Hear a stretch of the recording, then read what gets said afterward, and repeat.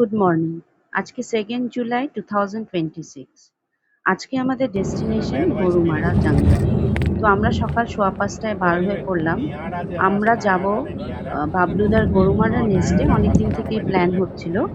আজকে আমাদের সঙ্গী মোহন্তদা আর মীনাক্ষী বাইদু। তো সবাই আমরা সকালে রওনা দিয়ে দিলাম গরুমারার উদ্দেশ্যে। তো রাস্তায় একটা জায়গায় দাঁড়িয়ে আমরা একটু চা খেয়ে নিলাম। সুন্দর একটা জায়গা পেয়ে গেছিলাম। একটা বাঁশের মাচান মতো করা ছিল। তো সেখানে আমরা ঘর থেকেই চা বিস্কুট সব নিয়ে গেছিলাম।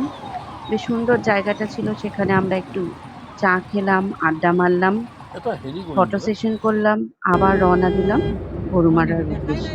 চারদিকে সবুজ, একদম মনটা জুড়িয়ে যাচ্ছিল দেখতে দেখতে। চারদিকে নদী, পাহাড়, নীল আকাশ, ভীষণ সুন্দর লাগছিল দেখতে। তারপরে যেতে যেতে আবার ব্রেকফাস্টের সময় হলো। আরেকটা জায়গায় দাঁড়িয়ে ব্রেকফাস্ট করলাম, সেটাও সুন্দর জায়গা পেলাম। তারপরে আবার আমরা রওনা দিলাম গরুমারার উদ্দেশ্যে। আবার সেই সবুজ চা বাগান, নীল আকাশ পেরিয়ে আমরা যাচ্ছিলাম। খুব উপভোগ করছিলাম দৃশ্যটা। অনেকদিন থেকেই প্ল্যান ছিল বাবলুদার গরুমারা নেস্টে যাব।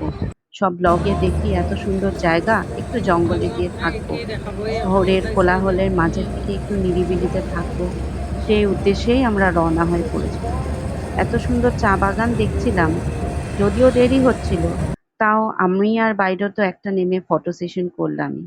যাই হোক, 2:15টার সময় আমরা পৌঁছে ওখানে গিয়ে লাঞ্চ করে নিলাম। তারপর বের হলাম রিসর্টটা দেখতে। যেরকম দেখেছিলাম ব্লগে, যেরকম শুনছিলাম, খুব সুন্দর, একদম গ্রিন। চার সামনেই গরুমারা জঙ্গল, চা বাগান রয়েছে।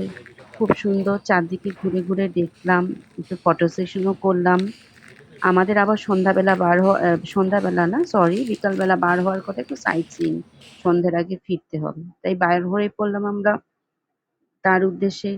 সেখানে নাকি সন্ধ্যের আগে না ফিরলে আবার হাতি বেরোয়। তো আমাদেরকে নিয়ে যাওয়া হলো চা বাগানে। সেখানে টাটার গুডরিকে চা বাগান রয়েছে, আর সেখানে নাকি ময়ূরের সাইটিং হয়। তো আমরা অনেক খুঁজে খুঁজেও ময়ূর দেখতে পাচ্ছিলাম না।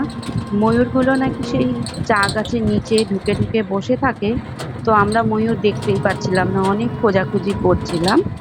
শেষে একদম খুব লাকি যে একটা দেখতে পেয়ে গেলাম। তো সেখান থেকে আমরা গেলাম মূর্তি নদী দেখতে। মূর্তি নদীর কুলু কুলু শব্দ একদম মনটা একদম শান্ত করে দিচ্ছিল, মনে হচ্ছিল সেখানেই দাঁড়িয়ে থাকি। এত সুন্দর নদীর কুলু কুলু শব্দ, নীল আকাশ। সেই নীল আকাশ বলবো না, ঠিক সেই সময় সূর্য অস্ত যাচ্ছিল, একটা আকাশের অদ্ভুত রং। এত ভালো লাগছিল, মনে হচ্ছিল সেখানেই দাঁড়িয়ে থাকি। যাই হোক, কয়েকটা ফটো সেশন করে নিলাম। সেই যে সন্ধ্যের আগে ফিরতে হবে, হাতি বেরোবে, বেশি সময় দাঁড়িয়ে থাকা যাবে না। তো আমরা ফিরে আসলাম। এসে রাত্রে আমরা 9:30টার মধ্যে ডিনার সেরে নিলাম। সেরে নিয়ে সেই দিনটা সেখানেই শেষ করলাম। নেক্সট দিন আমাদের আবার অন্য প্ল্যান রয়েছে।